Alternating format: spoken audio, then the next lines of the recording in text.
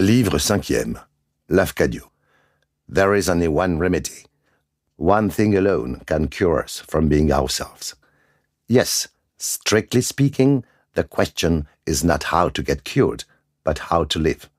Joseph Conrad, Lord Jim, page 226. Chapitre 1.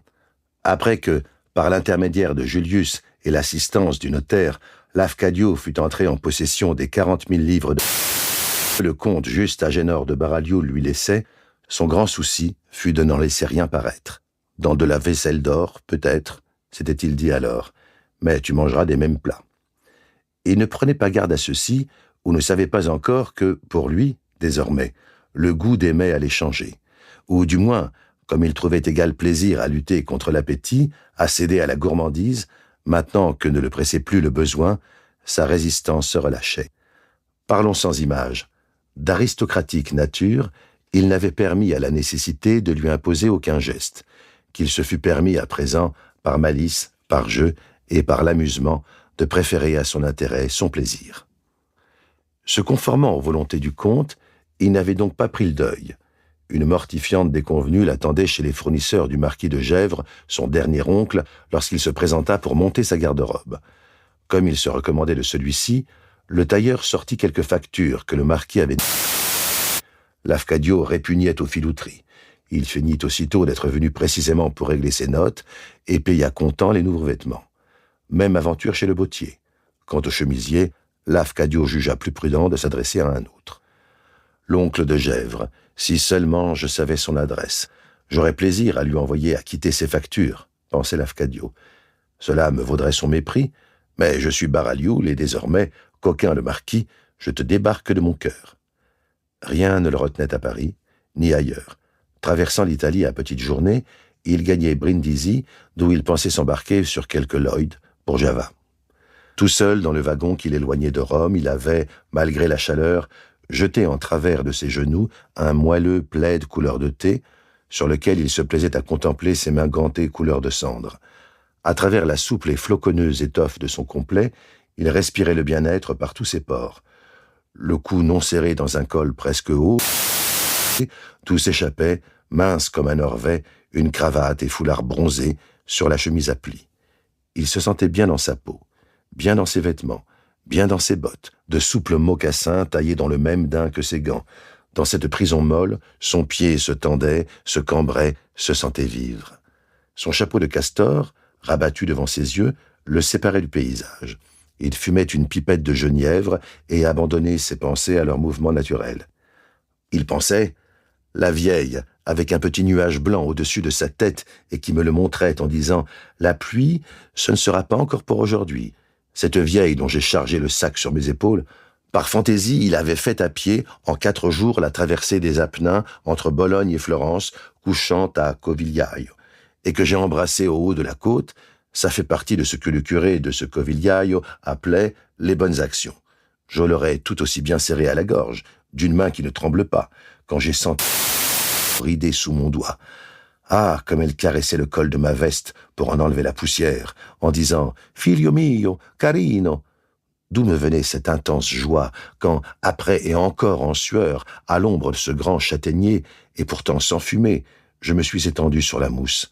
Je me sentais d'étreinte assez large pour embrasser l'entière humanité, ou l'étrangler, peut-être. Que peu de choses, la vie humaine. Et que je risquerais la mienne agilement, si seulement s'offrait quelque belle prouesse un peu joliment téméraire à oser. Je ne peux tout de même pas me faire alpiniste ou aviateur. Qu'est-ce que me conseillerait ce claque-muret de Julius? Fâcheux qu'il soit emporté, ça m'aurait plu d'avoir un frère. Pauvre Julius, tant de gens qui écrivent et si peu de gens qui lisent. C'est un fait, on lit de moins en moins.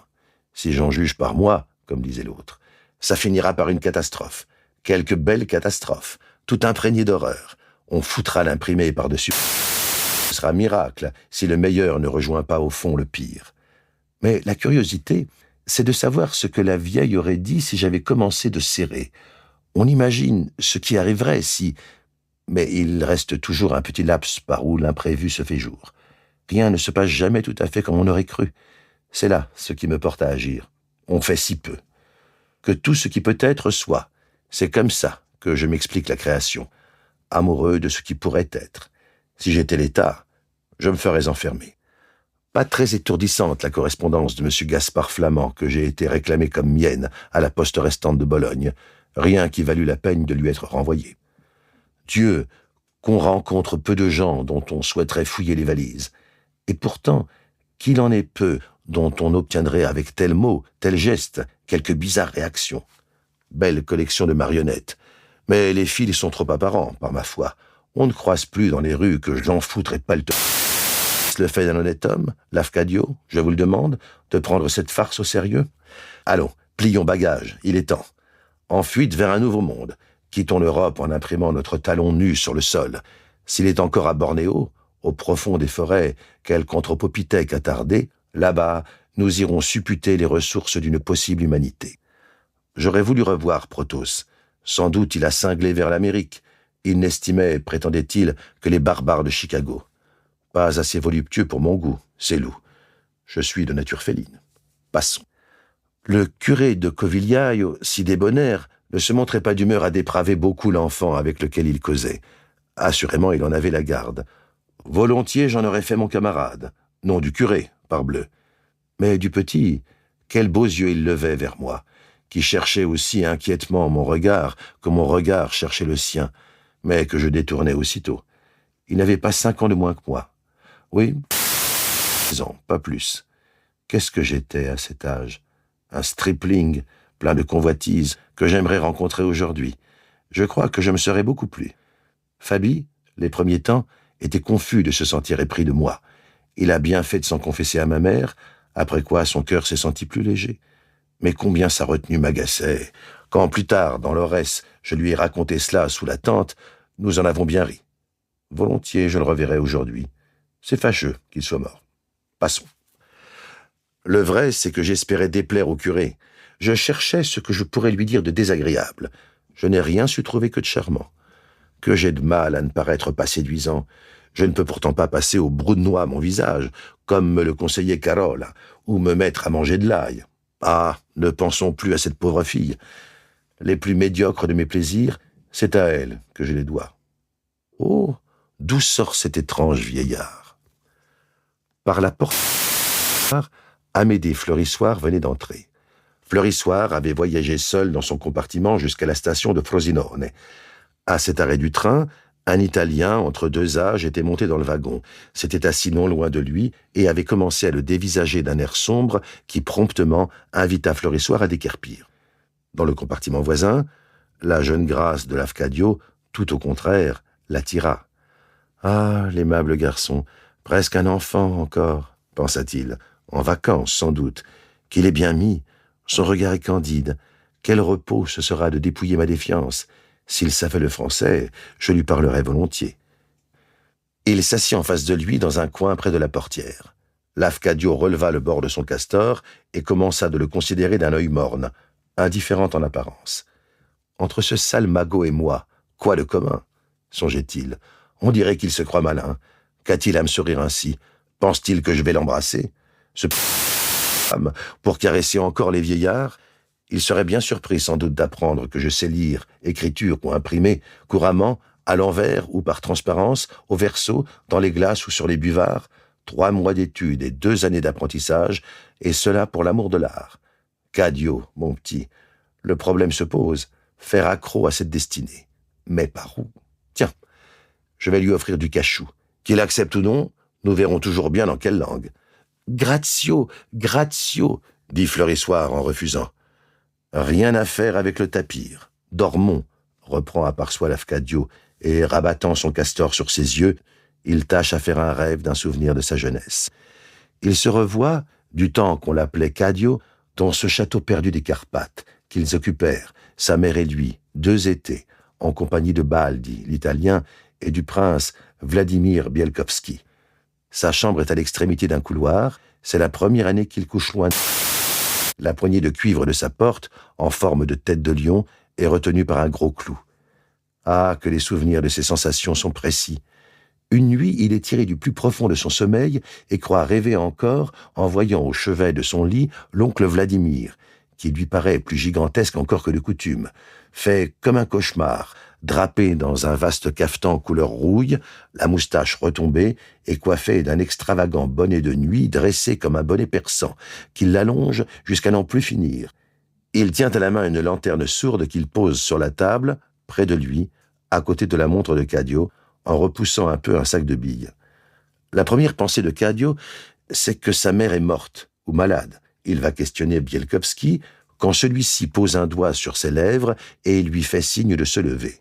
En hâte, l'enfant passe la robe de chambre qu'il revêt au sortir du bain, que son oncle a prise au dos d'une chaise et lui tend.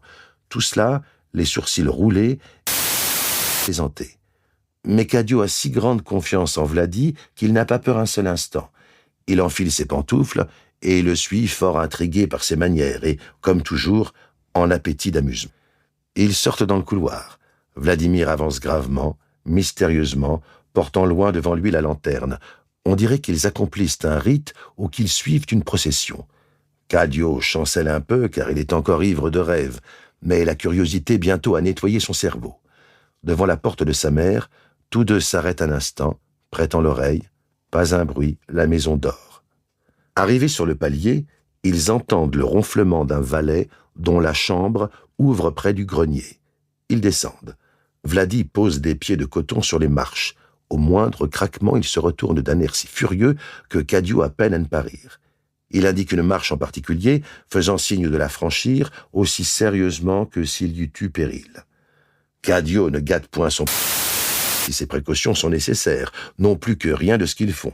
Il se prête au jeu et, glissant le long de la rampe, franchit le degré. Il est si prodigieusement amusé par Vladi qu'il traverserait du feu pour le suivre. Quand ils ont atteint le rez-de-chaussée, sur l'avant-dernière marche, tous deux s'assoient pour souffler un instant. Vladi hoche la tête et fait entendre un petit soupir du nez, comme pour dire « Ah, nous l'avons échappé belle ». Ils repartent. Quelle précaution devant la porte du salon! La lanterne, qu'à présent tient Cadio, éclaire la pièce si bizarrement que l'enfant la reconnaît à peine. Elle lui paraît démesurée. Un peu de lune glisse par l'entrebâillement d'un volet. Tout baigne dans une tranquillité surnaturelle. On dirait un étang où l'on va jeter clandestinement l'épervier. Et il reconnaît bien, et à sa place, chaque chose. Mais pour la première fois, il en comprend l'étrangeté. Vladi s'approche du piano, l'entr'ouvre, caresse du bout des doigts quelques touches qui... Tout à coup, le couvercle échappe et fait en retombant un boucan formidable. Lafcadio sursaute encore en y songeant. Vladi se précipite sur la lanterne, qui l'aveugle, puis s'écroule dans un fauteuil. Cadio glisse sous une table, tous deux restent longtemps dans le noir, sans remuer, aux écoutes. Mais rien. Rien n'a bougé dans la maison. Au loin, un chien jappe à la lune. Alors, doucement, lentement, Vladi redonne un peu de lumière. Dans la salle à manger, de quel air il tourne la clé du buffet. L'enfant sait bien que ce n'est là qu'un jeu, mais l'oncle y semble pris lui-même. Il renifle comme pour flairer où cela sent le meilleur, s'empare d'une bouteille de Tokay, en verse 2 petits verres où tremper des biscuits. Il invite à trinquer, un doigt sur les lèvres, le cristal sonne imperceptiblement. La collation nocturne terminée, Vladi s'occupe à tout remettre en ordre. Il va rincer avec Cadio les verres dans le baquet de l'office, les essuie la bouteille, referme la boîte à biscuits, époussette méticuleusement les miettes, regarde une dernière fois le tout bien à sa place dans l'armoire. Ni vu, ni connu. Vladi réaccompagne Cadio jusqu'à sa chambre et le quitte avec un profond salut. Cadio reprend son somme où il l'avait laissé et se demandera le lendemain s'il n'a pas rêvé tout cela. Drôle de jeu pour un enfant. Qu'eût pensé de cela Julius? Lafcadio, bien que les yeux fermés, ne dort pas. Il ne parvient pas à dormir. Le petit vieux que je sens là croit que je dors, pensait-il. Si j'en trouverais les yeux, je le verrais qui me regarde. Protos prétendait qu'il est particulièrement difficile de feindre de dormir tout en prêtant attention. Il se faisait fort de reconnaître le faux sommeil à ce léger petit tremblement des paupières, que je réprime en ce moment. Protos lui-même y serait pris. Le soleil, cependant, s'était couché. Déjà s'atténuait la gloire que Fleurissoir ému contemplait. Tout à coup, au plafond voûté du wagon, l'électricité jaillit dans le lustre. Éclairage trop brutal. auprès de ce crépuscule attendri, et, par crainte aussi qu'il ne troublât le sommeil de son voisin, Fleurissoir tourna le commutateur, ce qui n'amena point l'obscurité complète, mais dériva le courant du lustre central au profit d'une lampe veilleuse azurée. Au gré de Fleurissoir, cette ampoule bleue versait trop de lumière encore. Il donna un tour de plus à la clavette. La veilleuse s'éteignit, mais s'allumèrent aussitôt 2 appliques pariétales, plus désobligeantes que le lustre du milieu. Un tour encore, et la veilleuse de nouveau. Il s'y tint. A-t-il bientôt fini de jouer avec la lumière? Pensait Lafcadio, impatienté. Que fait-il à présent? Non, je ne lèverai pas les paupières. Il est debout. Serait-il attiré par ma valise? Bravo. Il constate qu'elle est ouverte. Pour en perdre la clé aussitôt, avoir fait mettre à Milan une serrure compliquée qu'on a dû crocheter à Bologne. Un cadenas, du moins, se remplace. Dieu me damne, il enlève sa veste. Ah, tout de même, regardons. Sans attention pour la valise de Lafcadio, Fleurissoir, occupé à son nouveau faux-col, avait mis bas sa veste pour pouvoir le boutonner plus aisément. Mais le madapolame empesé, dur comme du carton, résistait à tous ses efforts. « Il n'a pas l'air heureux », reprenait à part soi Lafcadio. « Il doit souffrir d'une fistule ou de quelque affection cachée. L'aiderai-je? Il n'y parviendra pas tout seul. » Si, pourtant. Le col enfin admit le bouton. Fleurissoir reprit alors, sur le coussin où il l'avait posé près de son chapeau, de sa veste et de ses manchettes, sa cravate, et, s'approchant de la portière, chercha, comme Narcisse sur l'onde, sur la vitre, à distinguer du paysage son reflet. Il n'y voit pas assez. Lafcadio redonna de la lumière. Le talus, qu'on voyait à travers la vitre, éclairé par cette lumière de chaque compartiment projeté. Cela formait une suite de carrés clairs qui dansaient le long de la voie et se déformaient tour à tour selon chaque accident du terrain. On apercevait au milieu de l'un d'eux danser l'ombre falote de Fleurissoir. Les autres carrés étaient vides. Qui le verrait? Pensait Lafcadio. Là, tout près de ma main, sous ma main, cette double fermeture que je peux faire jouer aisément, cette porte qui, cédant tout à coup, le laisserait crouler en avant. Une petite poussée suffirait. Il tomberait dans la nuit comme une masse. Même, on n'entendrait pas un cri. Et demain, en route pour les îles. Qui le saurait? La cravate était mise, un petit nœud marin tout fait. À présent, Fleurissoir avait repris une manchette et l'assujettissait au poignet droit. Et ce faisant, il examinait, au-dessus de la place où il était assis tout à l'heure, la photographie, une des 4 qui décoraient le compartiment, de quelques palais près. Un crime immotivé, continuait Lafcadio. Quel embarras pour la police! Au demeurant, sur ce sacré talus, n'importe qui peut, d'un compartiment voisin, remarquer qu'une portière s'ouvre et voir l'ombre du Chinois cabriolet. Du moins, les rideaux du couloir sont tirés. Ce n'est pas tant des événements que j'ai curiosité, que de moi-même. Tel se croit capable de tout qui, devant que d'agir, recule, qu'il y a loin entre l'imagination et le fait, et pas plus le droit de reprendre son coup qu'aux échecs. Bah, qui prévoirait tous les risques? Le jeu perdrait tout intérêt. Entre l'imagination d'un fait et... Tiens, le talus cesse. Nous sommes sur un pont, je crois, une rivière. Sur le fond de la vitre, à présent noir, les reflets apparaissaient plus clairement. Fleurissoir se pencha pour rectifier la position de sa cravate. Là, sous la main, cette double fermeture, tandis qu'il est distrait et regarde au loin devant lui, joue aisément encore qu'on eût cru. Si je puis compter jusqu'à 12, sans me presser, avant de voir dans la campagne quelques feux, le tapir est sauvé. Je commence. 1, 2, 3, 4, lentement, lentement. 5, 6, 7, 8, 9, 10, un feu.